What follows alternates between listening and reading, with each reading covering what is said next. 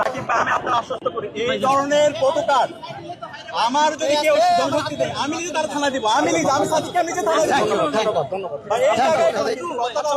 যদি কেউ করে আপনি সবসময় মবের কথা বিরুদ্ধে বলেন, আমরা মব চাই না, কেউ মব চাই না। আইন, দেশের আইন আছে, থানায় যখন কেউ অভিযোগ দিবে তার অধিকারটা আছে, সে জিডি করতে যাবে। কিন্তু থানা এভাবে বা এটা তো খুবই অগণতান্ত্রিক। ঠিক আছে, এটার মাধ্যমে সাদিক খান যেটা বলেছে আমরা সেটা ওই স্ট্যান্ডে রয়েছে। ও যেটা বলেছে সাদিক খান যেটা বলেছে সঠিক বলেছে, তোমার কথা সাথে দ্বিমত নেই।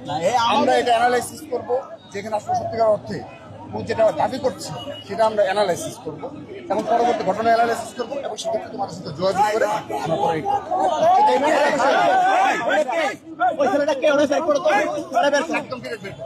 পরে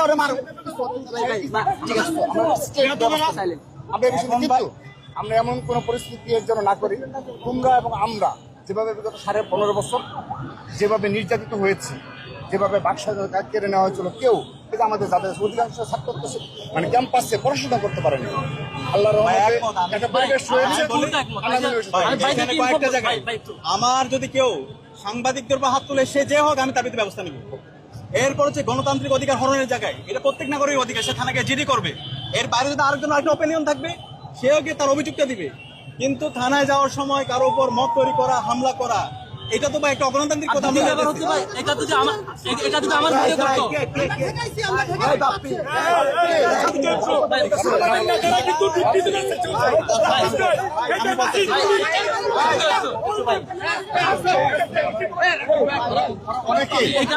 ভূমিকা নিয়েছে। যদি আমার ভাই করতো